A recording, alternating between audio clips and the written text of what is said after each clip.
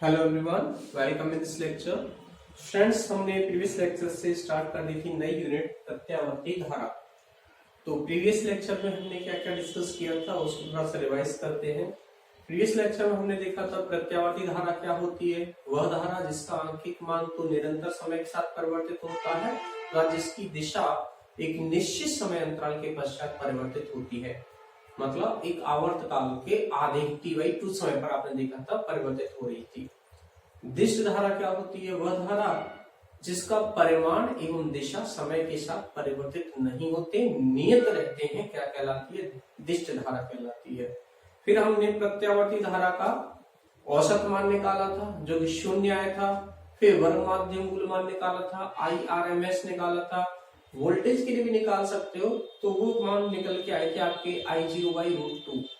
विद्युत धारा का वर्ग माध्य मूल मान क्या निकल के आया था? I0/√2। फिर हमने शुद्ध प्रतिरोधी परिपथ को स्टडी किया, तो उसमें देखा था कि वोल्टेज और करंट, प्रत्यावर्ती धारा तथा विद्युत वाहक बल जो वोल्टता है वो दोनों समान कला में रहते हैं शुद्ध प्रतिरोधी परिपथ में। वोल्टता और धारा के मध्य जो कलांतर है वो क्या होता है? 0, या कलाकोण क्या होता है? 0 होता है। ठीक है। दूसरा फिर हमने देखा था प्रेरकीय परिपथ। क्या पढ़ा था? शुद्ध प्रेरकीय परिपथ। उसमें देखा था एनालिसिस करके लेकर के आए दो इक्वेशंस, एक तो वोल्टेज की निकाली थी और एक करंट की निकाली थी, धारा की निकाली थी। तो दोनों में देखा था कि कलाकोण आ रहा था, बीच में कलांतर आ रहा था 90 डिग्री का।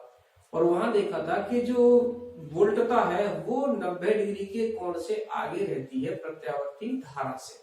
प्रत्यावर्ती वोल्टता प्रत्यावर्ती धारा से 90 अंश के कलाकोण से आगे रहती है, या धारा पीछे रहती है 90 डिग्री किससे? प्रत्यावर्ती वोल्टता से। ये हमने लर्न कर लिया था। अब देखो ये कंसेप्ट और समझना है आपको कि जब कुंडली पर ये जो प्रेरक परिपथ पढ़ रहे थे वो कुंडली तो थी। जब कुंडली पर हम प्रत्यावर्ती वोल्टता या धारा आरोपित करते हैं तो जैसे से धारा का मान में वृद्धि होती, धारा के मान में वृद्धि होती है, तो उस कुंडली से संबद्ध होने वाली जो चुंबकीय बल रेखाएं हैं, क्योंकि बल रेखाएं क्यों प्रेरण हो रहा है वहां, क्योंकि धारा का मान लगातार परिवर्तित होगा और बढ़ रहा है। तो शुरू में क्या होगा, जब धारा के मान में वृद्धि होती है तो जो कुंडली है वो चुंबकित होती है और उसमें चुंबकन के गुणों में वृद्धि होती है। और जैसे से धारा का मान T/4 समय के पश्चात कम होगा और 0 हो चला जाता है T/2 पर जाकर के, तो फिर उस ड्यूरेशन में, उस समय अंतराल में ये कुंडली विचुंबकित होना प्रारंभ कर देती है और T/2 समय पर जाकर के पूर्ण रूप से विचुंबकित हो जाती है। फिर धारा का मान विपरीत दिशा में बढ़ने लग जाता है। तो यह कुंडली जो थी या प्रेरक जो था वो पुनः चुंबकित तो होता है लेकिन विपरीत ध्रुवता के साथ। मान लो पहले कोई एक सिरा उत्तरी ध्रुव बन रहा होगा और दूसरा सिरा दक्षिणी ध्रुव बन रहा होगा, तो अब जो प्रथम सिरा है वो उत्तरी ध्रुव बनेगा, दक्षिणी ध्रुव बनेगा, और जो द्वितीय सिरा है वो उत्तरी ध्रुव बनेगा। मतलब ध्रुव जो पहले बन रहे थे उसके विपरीत बनेंगे सिरे अब ध्रुवों पर। ठीक है। सिरों पर जो ध्रुव बनेंगे वो विपरीत होंगे। तो उसको समझ लेते हैं कुंडली का चुंबकन तथा विचुंबकन, या प्रेरक का चुंबकन तथा विचुंबकन। प्रेरक या कुंडली का चुंबकन तथा विचुंबकन। चुंबकन तथा विचुंबकन, इसको समझने के लिए हम एक शक्ति आरेख बनाएंगे। ठीक है, शक्ति आरेख बना लेते हैं पहले।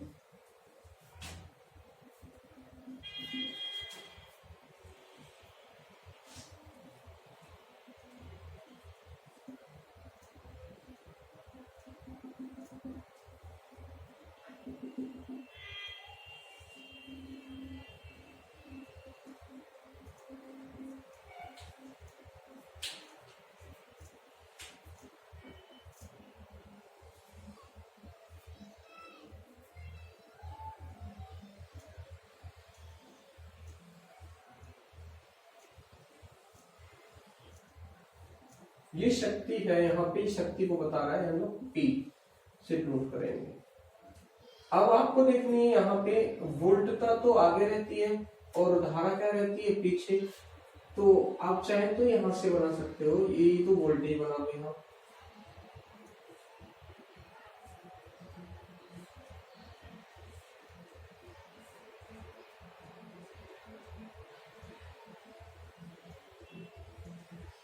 ये तो बी बना दिया हमने, v equal to B zero sine omega t plus pi by two, क्योंकि वोल्ट आगे थी। अब धारा बना लो, तो धारा तो पीछे रहेगी, धारा पीछे रहेगी, तो ये इस प्रकार से ये धारा के लिए बना दिया हमने, I बराबर I zero sine of omega t, जैसे इसको साइन ऑफ ओमेगा टी। ये चुंबकित हो रही है, तो यहाँ एक फ्लक्स की लाइन और दिखा देंगे जो बता रहा है संबद्ध होने वाली चुंबकीय बल रेखाओं की संख्या को कुंडली से। तो ये है फ्लक्स के लिए पाई। तो ये शक्ति आलेख बन गया, इसको ऐसे थोड़ा डैश शेडेड कर देना हल्का, जो शक्ति वाला दिखाई दे रहा है पी वाला पोर्शन, इसको ठीक है। तो ये शक्ति आलेख है, क्या है ये शक्ति आलेख।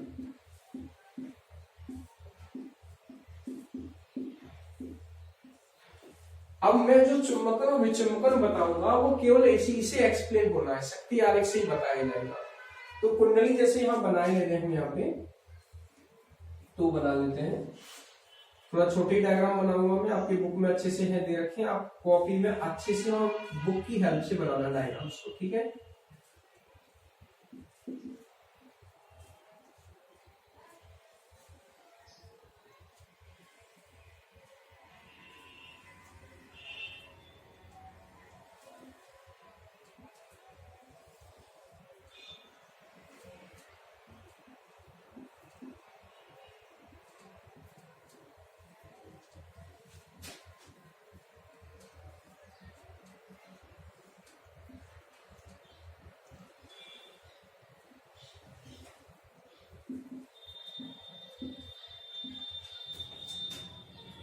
ये समय है यहाँ पर t जीरो से लेकर के टी वाई 4 के लिए, और यहाँ t है टी वाई 4 से लेकर के टी वाई 2 के लिए, ठीक है। अब समझ लो, आप लिखना तो आपको किताब से है, ये वहां 4 डायग्राम बने हुए हैं, उन 4 डायग्राम्स को बनाना, उनके बारे में जो थ्योरी लिखी हुई है वो आपको लिखनी है। मैं आपको समझा रहा हूं यहाँ से थ्योरी कैसे क्या है। शक्ति आरेख से देखो ये स्पष्ट है कि जीरो से लेकर जो t/4 समय है, ये तो शून्य, ये t/4 और ये t/2 और ये 3t/4 और ये हो गया t। केवल इस समय में देखो, आप इस समय में देखो जीरो से t/4 के लिए, तो धारा ये है, धारा लगातार बढ़ रही है और t/4 पर जाकर क्या हो रही है, अधिकतम धारा के मान में वृद्धि होती है, वो अपने अधिकतम मान को प्राप्त कर लेती है, ठीक है। तो इस समय क्या हो रहा है यहाँ प्रेरक के केस में कि धारा हमारी धनात्मक है यहाँ तक, और देखो वोल्टता भी धनात्मक है ये यहाँ तक, गुणनफल दोनों का धनात्मक हो जाएगा, दोनों गुणनफल धनात्मक हो जाएगा, और धारा के मान में क्या हो रही है, वृद्धि। तो इस समय अंतराल में प्रेरक द्वारा स्रोत से ऊर्जा ग्रहण की जा रही है तथा धारा के मान में लगातार वृद्धि हो रही है। तो इस समय अंतराल में कुंडली चुंबकित हो रही है, जैसा कि चित्र ए में दर्शाया हुआ है, क्या दर्शाया गया है। दोबारा से सुनिए, समय अंतराल 0 से लेकर t/4 के लिए विद्युत धारा के मान में या वोल्ट तथा धारा दोनों धनात्मक है, अतः इनका गुणनफल भी धनात्मक होगा। वोल्टता प्रत्यावर्ती वोल्ट तथा प्रत्यावर्ती धारा दोनों धनात्मक है, अतः इनका गुणनफल भी धनात्मक होगा। तथा इस समय अंतराल में धनात्मक है दोनों के दोनों, इनका गुणनफल भी धनात्मक हो गया, अतः प्रेरक अथवा कुंडली स्रोत से ऊर्जा ग्रहण करेंगे और कुंडली इस समय में, इस समयावधि में चुंबकित हो जाएगी। क्या होगी, चुंबकित। अब यहां देखो, यहाँ पे धारा तो धनात्मक है, लेकिन जो वोल्टता है वो कैसी है, ऋणात्मक है। तो इस सिचुएशन में क्या होगा कि कुंडली धारा और वोल्टता का गुणनफल ऋणात्मक हो जाएगा। धारा धनात्मक है, वोल्टता कैसी है, ऋणात्मक है, ये धारा धनात्मक वोल्टता ऋणात्मक, दोनों का गुणनफल क्या होगा, ऋणात्मक। तो समय अवधि T/4 से T/2 समय अंतराल में प्रत्यावर्ती धारा तो धनात्मक है, शक्ति आरेख से स्पष्ट है कि T/4 से लेकर के T/2 समय में प्रत्यावर्ती धारा धनात्मक, प्रत्यावर्ती ऊर्जा ऋणात्मक, इनका गुणनफल ऋणात्मक होगा। अतः प्रेरक द्वारा इस समय अंतराल में स्रोत को ऊर्जा वापस लौटाई जा रही होगी। अतः कुंडली विचुम्बकित हो रही है। क्या हो रही है? कुंडली विचुम्बक। ये भी धारा के रूप में भी लिख सकते थे केवल आप कि धारा T/4 से लेकर के T/2 समय में अपने अधिकतम मान से शून्य हो रही है। अतः कुंडली क्या हो रही है? विचुम्बकित हो रही है। कुंडली क्या हो रही है? विचुम्बकित हो रही है। ठीक है, ऐसे आगे वाले समय के लिए लिख देंगे ये धारा ऋणात्मक है, वोल्टा भी ऋणात्मक है, दोनों का गुणनफल धनात्मक हो जाएगा तो स्रोत से ऊर्जा ग्रहण करेगा और धारा की दिशा विपरीत हो चुकी है और इसलिए जो कुंडली है वो विपरीत ध्रुवता के साथ क्या हो जाएगी? चुंबकित हो जाएगी। विपरीत ध्रुवता के साथ चुंबकित हो जाएगी। अब मतलब ये जो उत्तरी दिखा रखा है वो दक्षिणी बनेगा और जो दक्षिणी बना रखा था वो उत्तरी से चुंबकित हो जाएगी। तो इस प्रकार से आप ये थ्योरी लिख लेंगे। मतलब चुंबकन और विचुंबकन धारा के रूप में, इनके गुणनफल के रूप में आप लिख सकते हैं वहां से। तो बुक से आप यहाँ से नोटिफाई कर लेंगे प्रेरक का या कुंडली का चुंबकन तथा विचुंबकन। क्लियर हो गया? अब हम डिस्कस करेंगे शुद्ध संधारित्रीय परिपथ। ठीक है, ऐसा परिपथ जिसमें केवल एक संधारित्र लगा हो, बाकी कोई अवयव जुड़ा ना हो, उसको डिस्कस करेंगे। उसमें देखते हैं कलांतर क्या निकल के आता है। तो ये देखते हैं इसके बाद शुद्ध संधारित्रीय परिपथ। शुद्ध और प्रेरक पढ़ लिया आपने, प्रतिरोधी परिपथ पढ़ लिया। अब हम किसको पढ़ेंगे? शुद्ध संधारित्रीय।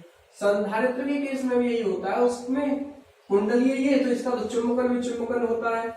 और संधारित्र क्या होता है? आवेशित और निरावेशित होता है। या तो वो आवेशित होगा किस समय में, या निरावेशित। जिस समय आवेशित होता है उस समय ऊर्जा ग्रहण करता है स्रोत से, और जिस समय निरावेशित हो रहा होता है उस समय ऊर्जा को वह लौटा रहा होता है स्रोत को वापस। ठीक है, तो बात करेंगे शुद्ध संधारित्रीय परिपथ। शुद्ध संधारित्रीय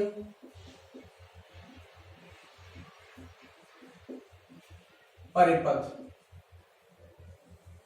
ये क्या है? शुद्ध संधारित्रीय परिपथ ऐसा परिपथ जिसमें केवल एक संधारित्र लगा हो। तो डायग्राम बना देते हैं यहां।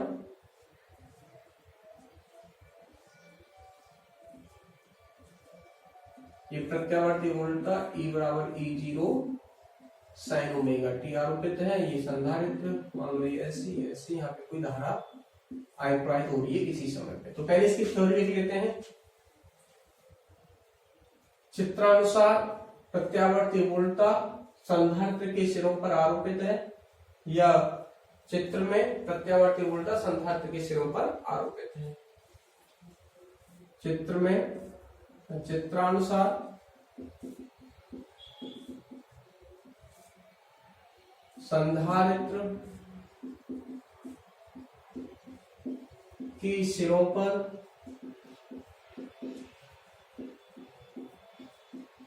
प्रत्यावर्ती वोल्टता आरोपित है। प्रत्यावर्ती वोल्टता आरोपित है। E बराबर E0 sine of omega t. समीकरण नंबर 1। माना किसी क्षण परिपथ में आई धारा प्रवाहित हो रही है। परिपथ में आई धारा प्रवाहित हो रही है। किसी समय पे हमने परिपथ में आई धारा मान ली। तो अब देखिए ये संधारित्र क्या होगा? आवेशित होगा। ठीक है, तो जिससे वो संधारित्र आवेशित होता है, जिसके पास आवेश हो जाता है Q। तो आपको मैं रिकॉल कराऊंगा, क्लास 10th में एक आपने सूत्र पढ़ा था, Q बराबर क्या होता है? C into V। V ये है जो आरोपित किया हुआ संधारित्र के सिरों पर आरोपित वोल्टता है। ठीक है, Q इक्वल टू C भी पढ़ा था, तो मैं Q इक्वल टू CE लिख सकता हूं। ठीक है, तो आवेश हम जानते हैं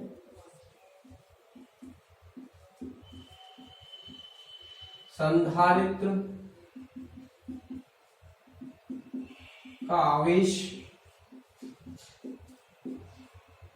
Q बराबर C इंटू ई, ऐसे E यहां से, तो Q इक्वल टू क्या हो जाएगा C E0 sine of omega t. ठीक है, नेक्स्ट लाइन में, अतः धारा I बराबर क्या होता है dq बाई dt, मतलब आवेश के प्रवाह की दर को हम क्या कहते हैं, विद्युत धारा कहते हैं। तो आवेश के प्रवाह की दर को विद्युत धारा I बराबर dq बाई dt। तो इस समीकरण का एक बार अवकलन कर दो, t के सापेक्ष क्या मिल जाएगी हमें, विद्युत धारा। समझ में आ रहा है क्या, ये हमें 10th क्लास से q इक्वल टू सी से रिकॉल किया, q इक्वल टू सी हो जाए क्योंकि v यहाँ पर ये है e, तो q बराबर हो गया ये। तो इसका एक बार अवकलन करेंगे, क्योंकि धारा होती है आवेश प्रवाह की दर, आवेश है आपका q, तो I बराबर dq बाई dt। तो इस तरीके से हम विद्युत धारा निकाल सकते हैं। तो उपरोक्त समीकरण का इसका अवकलन करने पर एक बार, तो अतः I बराबर हो गया d by D T Q, मेरा कितना है C E0 sine of omega t, I बराबर C d by D T E0 sine of omega t. तो I बराबर हो गया यहां से C E0, और इसका अवकलन करना पड़ेगा साइन ओमेगा टी का। साइन का अवकलन करो क्या होता है कॉस, तो C E0 cos omega T, एक ओमेगा और आएगा, इसको यहाँ लिख देता हूँ ओमेगा C, ये हो जाएगा यहाँ पे एक इक्वेशन बन गई। लेकिन इसको यही नहीं छोड़ सकते, हम इस कॉस को परिवर्तित करेंगे किसमें, साइन में। तो इसको ऐसे लिख सकते हैं साइन 90 प्लस थीटा, मतलब omega t plus pi by 2 भी तो यही होगा। ठीक है, तो I इक्वल टू क्या बन गया omega C 0 sine of omega t plus pi by 2, omega t plus pi by 2। और थोड़ा सिंप्लीफाई कर लो तो E0 over 1 over omega C ऐसे लिख सकते हो, और ये हो गया यहाँ से sine of omega t plus pi by 2। इसको मान लो XC बराबर 1 ओवर ओमेगा C। ये क्या है, धारितीय प्रतिघात, इसको क्या कहते हैं, धारितीय प्रतिघात है ये। XC बराबर 1 ओवर ओमेगा C, धारितीय प्रतिघात, जो कि इस परिपथ के द्वारा धारा के मार्ग में अवरोध है, मतलब प्रतिरोध एक तरीके से, जो धारा के मार्ग में क्या प्रोवाइड कर रहा है, क्या उत्पन्न कर रहा है, अवरोध उत्पन्न कर रहा है, मतलब एक तरीके का प्रतिरोध है। तो धारितीय प्रतिघात XC बराबर क्या हो गया 1 ओवर ओमेगा C, इसको यहाँ रखो। तो I बराबर क्या मिला आपको E0 over XC into sine of omega t plus pi by 2। अब इस टर्म को हम क्या ले सकते हैं, I0 ले सकते हैं। तो यहां से हमें क्या मिलेगा, I बराबर I0 sine of omega t plus pi by 2। ये समीकरण है, प्रथम समीकरण ये रहा, द्वितीय समीकरण वो रहा। अब इन दोनों समीकरण की सहायता से आप तुलना कर सकते हो कि कौन हमारा आगे चल रहा है, कौन पीछे चल रहा है। तो ध्यान से स्पष्ट है कि उसका कलाकोण ज्यादा है, धारा का कितना ज्यादा है, पाई बाई 2 से ज्यादा है, और इसका कलाकोण केवल ओमेगा टी है। तो समीकरण 1 व 2 से स्पष्ट है, क्या लिख देंगे, समीकरण 1 व 2 से स्पष्ट है कि शुद्ध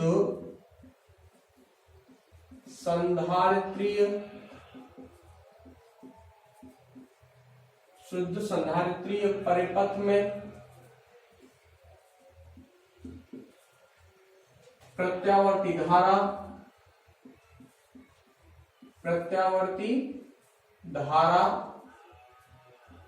प्रत्यावर्ती वोल्टता से 90 डिग्री कलाकोण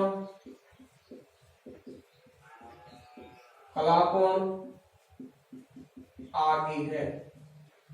ठीक है, अथवा ये कह सकते हो प्रत्यावर्ती वोल्टता और प्रत्यावर्ती धारा के मध्य कलांतर कितना है, 90 अंश। ठीक है, ये समझ में आ गया। अब मुझे क्या बनाना है, अब मुझे बनाना है इसका फेजर डायग्राम, ठीक है, फेजर आरेख बनाएंगे। घूर्णी सदिश बनाना चाहो तो घूर्णी निरूपणी बना दो और फेजर डायग्राम तो बनाना ही है। तो फेजर डायग्राम बनाओ तो देखो ई तो ये दे रहा आपको ओमेगा टी, तो पहले ई का बना हो गया। फेजर आरेख बनाने का तरीका यही है, सबसे पहले जिसका ओमेगा टी कोण हो वो बना दो।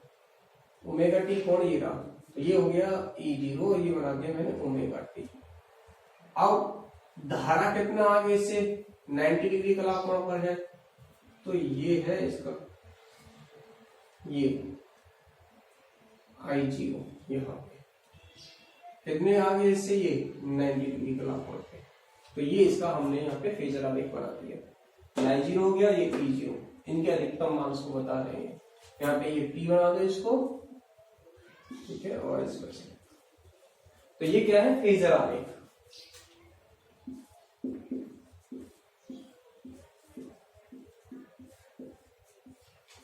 अभी न्यूमेरिकल प्रॉब्लम्स भी करेंगे। आज का लेक्चर कंप्लीट होने के बाद कुछ न्यूमेरिकल प्रॉब्लम्स लेंगे नेक्स्ट लेक्चर से। तो ये शुद्ध संधारित्र परिपथ का एक्सप्लेनेशन हो गया, फेजर आरेख हो गया। अब हम यहाँ इसी संधारित्र परिपथ में इसका शक्ति आरेख बनाएंगे और उससे सीखेंगे कि संधारित्र का आवेशन और निरावेशन किस प्रकार होता है। मतलब कहीं पे अगर संधारित्र लगा हुआ है तो वहां ऊर्जा की हानि नहीं होती है, उसका कारण ढूंढने की कोशिश करना भी आप कि क्यों ऊर्जा की हानि नहीं हो रही है, क्या ऐसा हो रहा है कि जो ऊर्जा की हानि होने ही नहीं दे रहा है। क्लियर? तो अब हम डिस्कस करेंगे संधारित्र का आवेशन तथा निरावेशन को। अब डिस्कस करेंगे संधारित्र का आवेशन तथा निरावेशन। इसके लिए पहले जैसे आपने प्रेरक के लिए बनाया था शक्ति आरेख, वैसे ही इसके लिए भी हम शक्ति आरेख प्लॉट करेंगे। पहले तो शक्ति आरेख बना लेते हैं।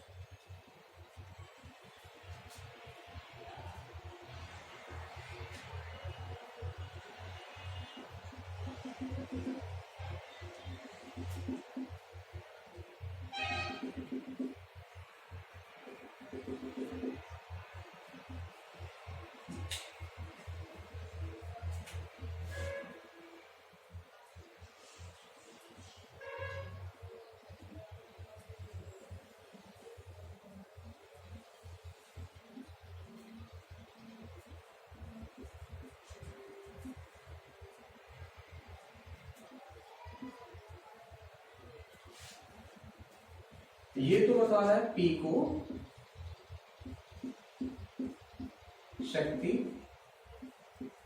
किसके लिए बना रहे हैं, शुद्ध संधारित्र परिपथ में। और शुद्ध संधारित्र परिपथ में आपको पता है धारा आगे रहती है और वोल्टता पीछे रहती है।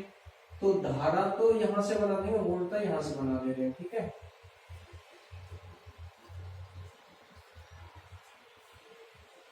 ये हमने वोल्टता बनाई यहाँ पे V = V0 sin of omega T.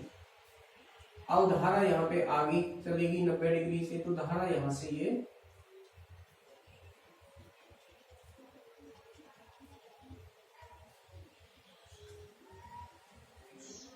धारा बना दी यहाँ पे I = I0 sin omega t plus π/2, ठीक है, ऐसे बना दिया।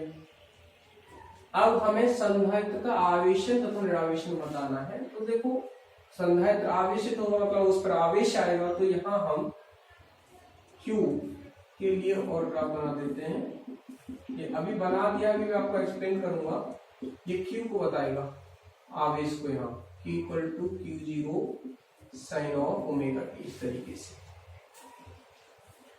अब ये समय अंतराल 0 से लेकर के T/4 हो गया, और यहाँ पे ये T/2 हो गया, ये 3T/4 हो गया, और ये T हो गया यहाँ तक। अगर आप यहाँ से एनालाइज करो थोड़ा सा, 0 से लेकर T समय 0 से लेकर T/4 के लिए देखो, 0 से लेकर T/4 के लिए दोनों धनात्मक हैं, धारा और वोल्टता दोनों धनात्मक हैं। तो इसमें क्या लिखेंगे, थ्योरी देखो, उपरोक्त जो हमने लिखा है ऊपर, उपरोक्त समयांतराल में प्रत्यावर्ती धारा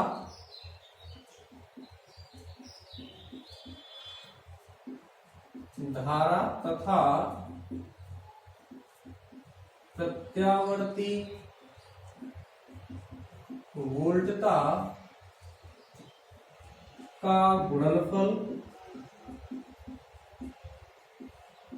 धनात्मक है, अतः संधारित्र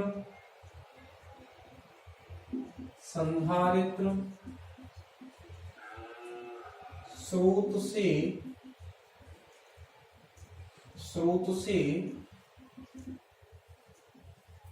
इस समयावधि में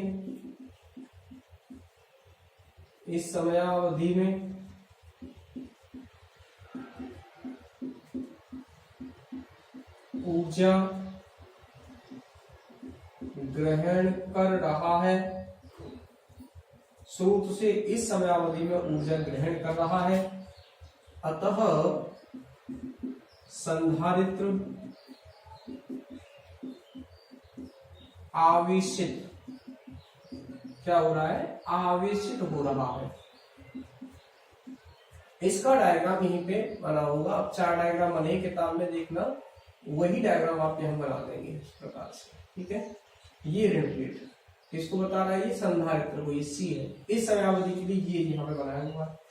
ठीक ऐसे ही t बराबर t/4 से लेकर के t/2 समय के लिए, इस समयावधि में देखो वहां पे इस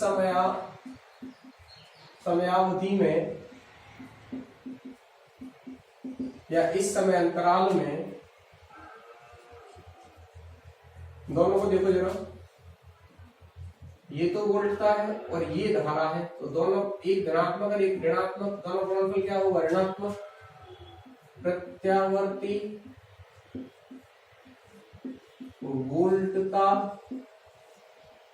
धनात्मक है तथा प्रत्यावर्ती धारा ऋणात्मक है, अतः इनका गुणनफल ऋणात्मक, इनका गुणनफल कैसा होगा? ऋणात्मक होगा। अतः संधारित्र इस समयावधि में या इस समयांतराल में स्रोत को ऊर्जा वापस लौटा रहा है। संधारित्र स्रोत को वापस क्या कर रहा है? लौटा रहा है। अतः या इस प्रकार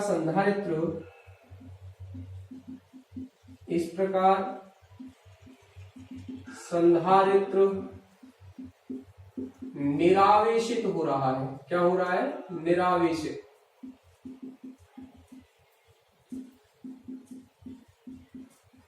तो इसके डायग्राम बना देंगे। अब यही करेंगे, देखो एक बना धन का, एक बना देना ऋण का, या 2 बना दो, 2 बना देना।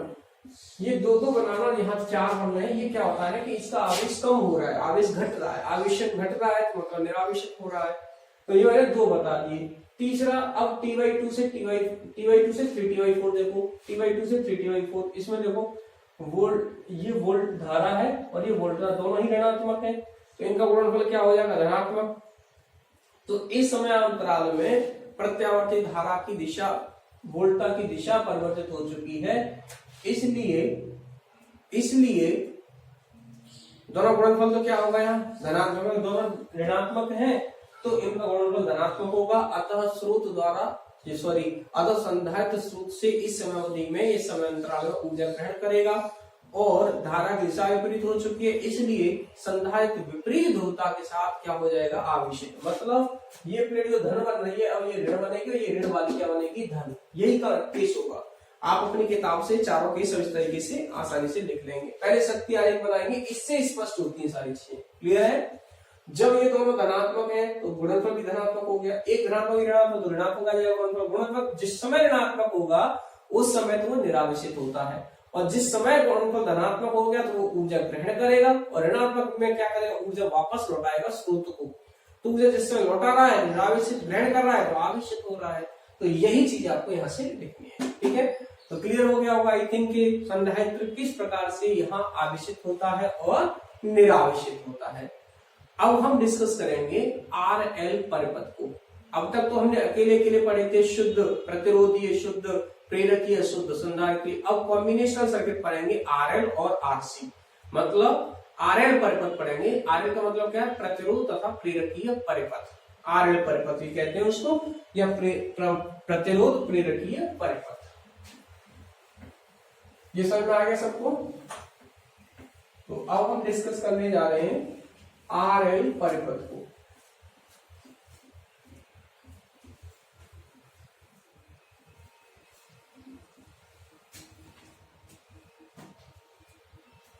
आरएल परिपथ,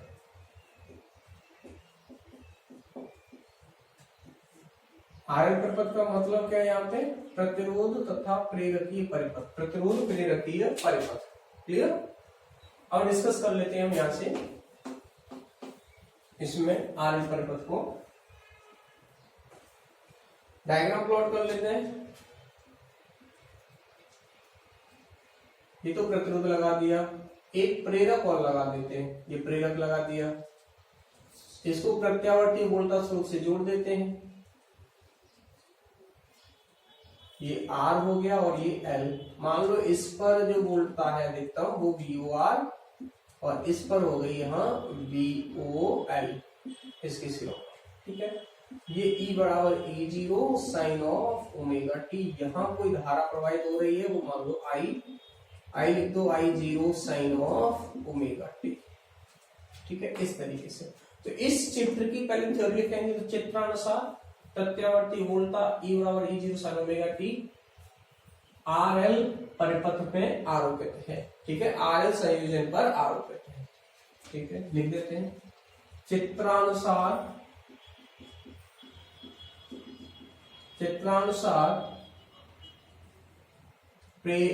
प्रतिरोध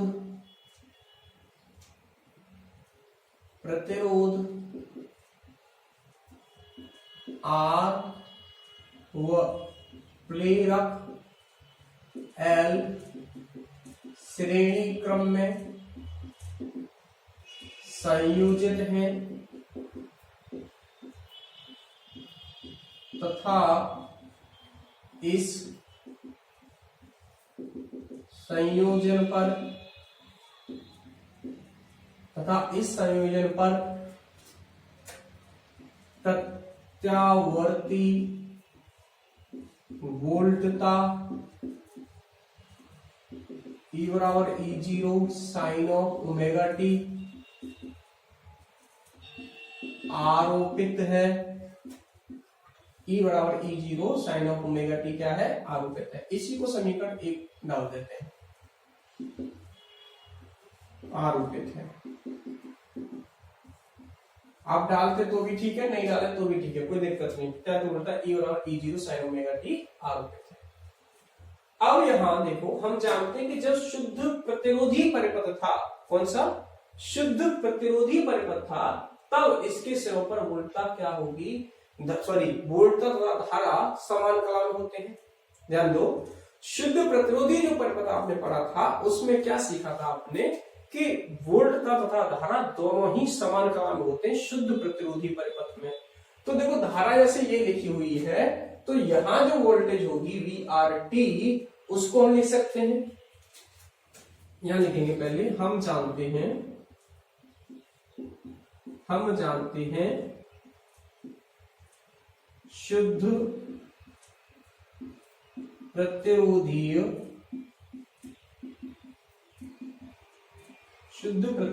परिपथ में, शुद्ध प्रतिरोधी परिपथ में प्रत्यावर्ती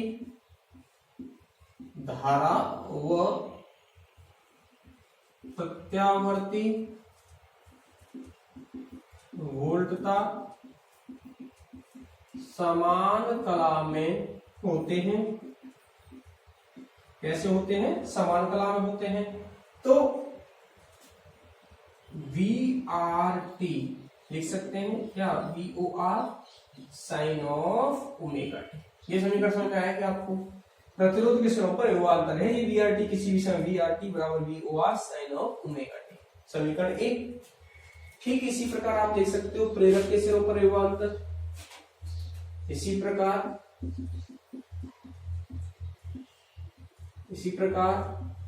प्रेरक के सिरों पर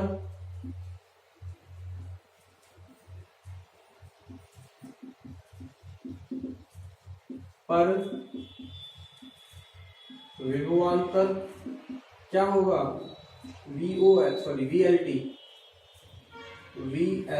बराबर VOL sine of omega t plus pi by 2। क्यों, क्योंकि इसमें ये 90 डिग्री कलाकोण से क्या चलता है आगे, इनके फेजर आरेख भी बना दो आप, ठीक है। तो ये इस तरीके से फेजर आरेख बन जाएगा, ये क्या है VOR है और इसी में क्या है यहाँ I है धारा, तो ये इसका फेजर है यहाँ इसका, ठीक है। यहाँ लिख देते हैं फेजर, ऐसे इसका फेजर बना लो। तो इसका फेजर क्या होगा, ये है जैसे यहाँ पे या तो I हो गया और ये क्या हो गया VOL, इनके बीच का अनुपात कौन क्या है पाई बाई 2, फेजर आरेख है इसका, अगर इसका बना के, ठीक है। अब इनकी वोल्ट का आरेख, परिणामी वोल्ट का आरेख बनाएंगे, किस किस का, VRT का और VLT का। हमें क्या निकालनी, कुल वोल्टता निकालनी है। अब कुल वोल्टता ये तो पता है आपको, इन दोनों पर ही होगी, तो हम ऐसे थोड़ा लिख देंगे, ऐसे थोड़ा लिख देंगे VRT प्लस VLT, जोड़ थोड़ा ना सकते ऐसे, क्यों नहीं जोड़ सकते कि इनके पास कुछ कोण है, इसके पास ये कोण है, इसके पास ये कोण है, तो हम इसका वोल्टता आरेख बनाएंगे पहले, तब परिणामी वोल्टता आरेख के द्वारा उनको जोड़ा जाएगा, ठीक है। परिणामी वोल्टता आरेख, यहां परिणामी वोल्टता आरेख, परिणामी वोल्टता आरेख बनाओ। चलो, तो देखो इन दोनों को कंबाइन करना है आपको, ये दोनों, ठीक है। तो VOR तो इधर और VOL इस साइड में, तो ये तो हम यहां दिखा देंगे VOL और इधर दिखा देंगे क्या VOR, ये हो गया VOR और ये हो गया VOL, ठीक है।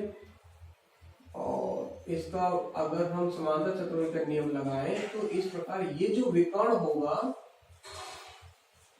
ये मान लिया ये है परिणामी वोल्टता VORL, ठीक।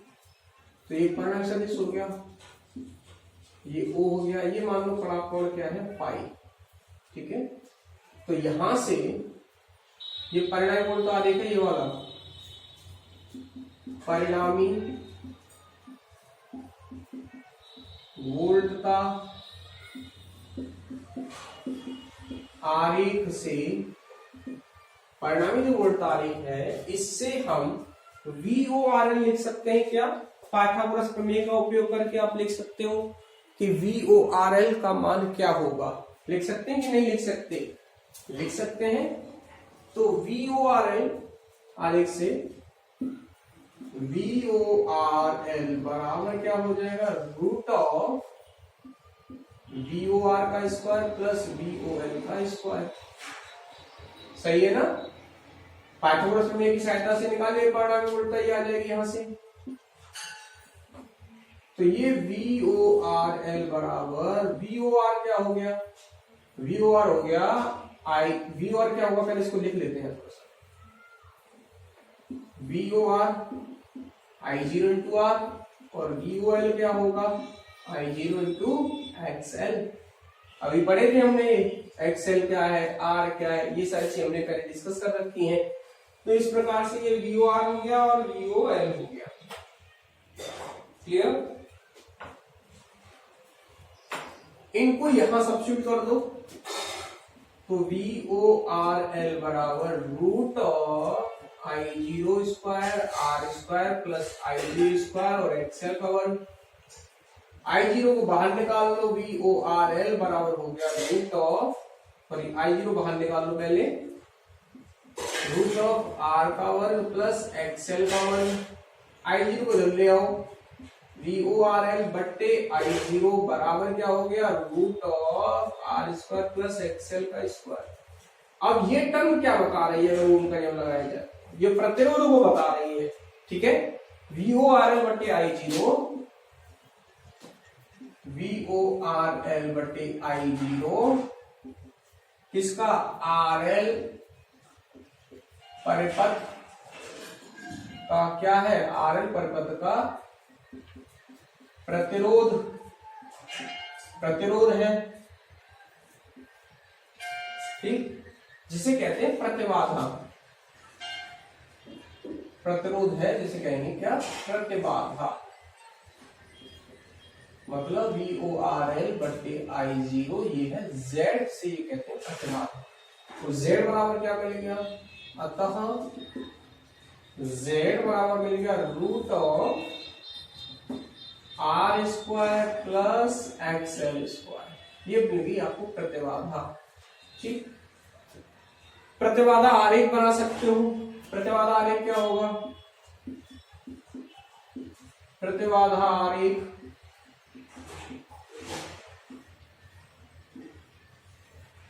ये हो जाएगा, देखो यहां से बना लेंगे, ये तो Z हो गई और ये हो गया XL और ये हो गया R, तो ये कौन हो गया पाई, ठीक है। प्रतिबाधा आरेख से शक्ति गुणांक निकाल सकते हो, या tan फाई निकालना चाहो तो tan फाई बराबर क्या होगा, XL बट्टे R, तो फाई क्या हो गया, tan इनवर्स XL बट्टे R, ये हो गया tan फाई, फाई की वैल्यू। शक्ति गुणांक यहां से मिटा रहा हूं मैं, देखो यहां पर नोट कर लेंगे आप। अब मैं यहां से शक्ति गुणांक लिखना चाहूँ, तो शक्ति गुणांक होता है cos फाई। क्या होता है शक्ति गुणांक, cos फाई। तो cos फाई का मान लिख सकते हैं शक्ति आरेख से, क्या होगा,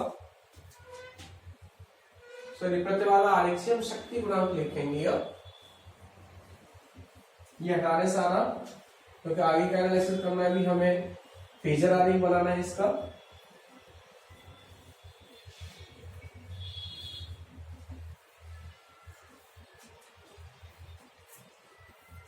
तो यहां से शक्ति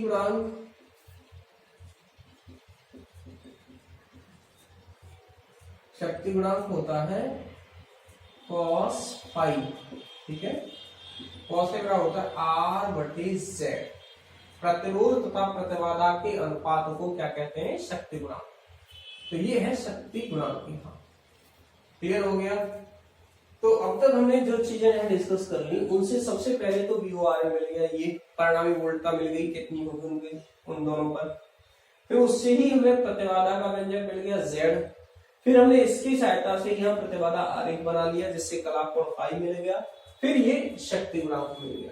कैसे कैसे एनालिसिस किया, पहले हमने उसकी डायग्राम बनाया, थ्योरी लिखी थी उसकी, फिर प्रतिरोध के सिरों पर विभवांतर लिख दिया, प्रेरक के सिरों पर विभवांतर लिख दिया, उन दोनों का परिणामी वोल्टता आरेख बनाया, फिर उससे परिणामी वोल्टता निकाली, फिर उससे प्रतिबाधा, उसके बाद प्रतिबाधा आरेख, और ये शक्ति गुणांक निकाल दिए। अब हम बात करेंगे किसकी, अब हम बात करने वाले हैं फेजर डायग्राम। इसका हम फेजर डायग्राम प्लॉट करेंगे।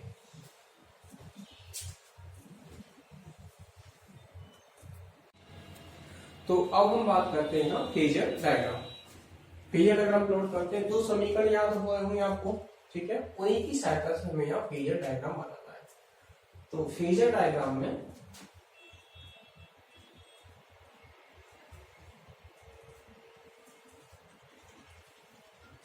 ये इधर तो VORL हो जाएगा, VOR हो जाएगा, और इधर हो जाएगा VORL, ठीक है। लेकिन उससे पहले जो V था, जो प्रत्यावर्ती वोल्टता आरोपित की थी, वो कितना कोण बना रही है, ओमेगा टी कोण बना रही थी, ओमेगा टी।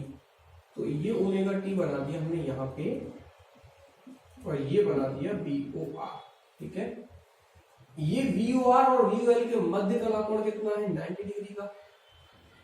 इन दोनों को बना दिया यहाँ पे, ये VOL हो गया, VOR और ये VOL हो गया।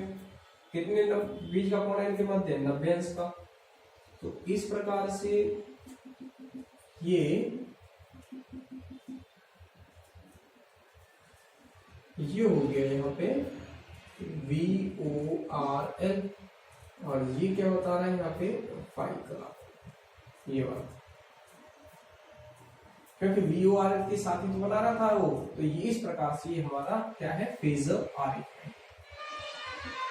फेजर आरेख। फेजर आरेख पर समझ में आया। सबसे पहले वही बनाते हो जो ओमेगा टी कोण बना रहा हो, तो ये तो उसी के साथ बनाएगा। VOR I दोनों के दोनों प्रत्यावर्ती धारा भी प्रत्यावर्ती वोल्टा दोनों समान कला में होंगे। शुद्ध प्रतिरोधी प्रपथ की बात करें तो ये VOR मैंने ओमेगा टी कोण पर इसलिए दिखाया है। उसके बाद VOL इसके साथ 90 डिग्री कोण पर था, तो ये वाला जो कोण था, ये वाला ये कितना हो गया 90 डिग्री, π/2। और VOR बना रहा है कितना 5, देखो ये VOR कितना बना रहा है 5, तो ये हमारा फेजर डायग्राम, ठीक है। तो आज हमने अभी जो स्टडी किया वो एक बार से फिर क्विक रिवीजन करते हैं, क्या क्या चीजों को हमने स्टडी किया है। हमने प्रत्यावर्ती धारा शुरू में सीखी थी, क्या प्रत्यावर्ती धारा। तो प्रत्यावर्ती धारा को बोलते ही अब हमारे माइंड में ये चीज आनी चाहिए कि प्रत्यावर्ती धारा क्या है, सिंपली ये है, ये प्रत्यावर्ती धारा है, इसका मान लगातार बदल रहा है, दिशा एक निश्चित समय के बाद बदल रही है, यहाँ बदल रही है और यहाँ पर बदल रही है, t/2 समय पर बदली, ये t बदली फिर आगे बदलती रहेगी, लगातार बदलेगी, लेकिन एक निश्चित समय अवधि के साथ दिशा बदलती है, लेकिन परिमाण बदल रहा है। दिष्ट धारा क्या होती है, ये दिष्ट धारा है, मतलब जिसका परिमाण और दिशा नियत रहने से हमेशा परिवर्तित नहीं होते हैं, दिष्ट धारा। तो ये तो क्या है, प्रत्यावर्ती धारा का डायग्राम बनाया है यहाँ पे। अगर वोल्टा बनाई जाती तो भी वोल्टा का हो जाता है, ये सिर्फ यहाँ पे हम क्या लिखते हैं, अभी तो I लिख रहा हूं मैं, और ये अधिकतम मान इसका I0 हो गया। अगर वोल्टा भी होता तो V0 और यहाँ V लिख देता। ये दिष्ट धारा है, यहाँ दिष्ट धारा हो गई, ठीक है। अब हम बात करेंगे आगे इसके बाद। तो हमने प्रत्यावर्ती धारा का वर्ग माध्य मूल मान पढ़ा है। प्रत्यावर्ती धारा का वर्ग माध्य मूल मान वो क्या होता है, एक तो माध्यमान पढ़ा था पहले, प्रत्यावर्ती धारा का माध्यमान, ठीक है, माध्यमान। तो I क्या निकल के आया था, I एवरेज निकल के आया था 0, 0 है। और माध्यमान क्या होता है, वर्ग माध्यमान IRMS से लिखा था, वो निकल के आया था I0/√2। कैसे निकाला था ये सब, IRMS के लिए मैंने सूत्र क्या बताया था आपको, √1/t√0/t इंटीग्रेशन I²t और ये dt I का मान रख देंगे, यहाँ से निकल के आ जाएगा IRMS, मतलब वर्ग माध्य मूल मान इसका प्रत्यावर्ती धारा। फिर हमने शुद्ध प्रतिरोधी परिपथ पढ़ा था, R परिपथ पढ़ा, जिसमें क्या सीखा, इसमें सीखा प्रत्यावर्ती वोल्टता तथा धारा प्रत्यावर्ती वोल्टता, यानी E बराबर E0 sin ओमेगा टी और धारा I बराबर I0 sin ओमेगा टी, ये दो समीकरण पढ़े थे वहां। मतलब दोनों समान कला में होते हैं, समान कला में है, देखो है कि नहीं है, समान कला में है, किसी में कोई कलाक्रम अंतर है कि नहीं है। फिर हमने R के बाद L परिपथ पढ़ा था, L परिपथ पढ़ा था, और L परिपथ में हमने क्या सीखा था, L परिपथ में हमने यह यहाँ पे सीखा था कि जो प्रत्यावर्ती वोल्टता है वो 90 अंश के कोण से क्या रहती है, आगे रहती है, और वो उससे धारा 90 डिग्री कोण से पीछे रहती है। फिर संधारित्री परिपथ पढ़ा, जिसमें मैंने बताया Q के लिए किस प्रकार से Q निकाला, फिर धारा निकाली। तो इस प्रकार से हम फिर लास्ट में पहुंचे हैं इनके, एक तो प्रेरक का चुंबकन विचुंबकन समझा, कुंडली का चुंबकन विचुंबकन किस प्रकार से होता है। फिर संधारित्री परिपथ जो पढ़ा था उसके बारे में देखा कि संधारित्र का आवेशन और निरावेशन किस प्रकार से होता है। फिर हमने आगे लर्न किया इसमें कि जो RL परिपथ है उसकी व्याख्या लर्न की, RL परिपथ को। RL परिपथ में देखा सारे वोल्टाधिक बनाए, सबके परिणामी वोल्टाधिक बनाए, जो अभी लास्ट टॉपिक डिस्कस किया था। उससे हमने प्रतिबाधा ज्ञात की, Z क्या निकल के आ रहा है, परिणामी वोल्टता निकाली, कला कोण निकाला, शक्ति गुणांक निकाला, उसका फेजर डायग्राम बनाया। तो आज आप यहां तक पूरा कंप्लीट कर लेंगे। और जो भी मैंने आपको बताया वीडियो में और जो आपको होमवर्क थोड़ा सा दिया है मैंने कि प्रेरक वाला और जो संधारित्र का आवेशन और उसका चुंबकन विचुंबकन के डायग्राम वहीं से बनाने हैं आपको, वहीं से उसकी थ्योरी लिखनी है, छोटे छोटे लेटर्स में वहां लिखी है उसके नीचे थ्योरी। इतना काम आपको घर से करना है। इसके कंप्लीट नोट्स यही वीडियो की हेल्प से बना लेंगे, ठीक है। तो आज हम यहीं तक लेक्चर को ओवर करते हैं, यहाँ तक कंप्लीट करते हैं और नेक्स्ट लेक्चर में हम आरसी पर्पल डिस्कस करेंगे और उसका कॉम्बिनेशन डिस्कस करेंगे। और पॉसिबल हुआ तो इनसे रिलेटेड जो 2 प्रीवियस लेक्चर हुए उनसे रिलेटेड कुछ न्यूमेरिकल प्रॉब्लम्स को लर्न करेंगे, सीखेंगे कि कैसे न्यूमेरिकल प्रॉब्लम्स इससे हमारी लिंक होंगी। Okay students, so all the best, enjoy the lecture, have a nice day.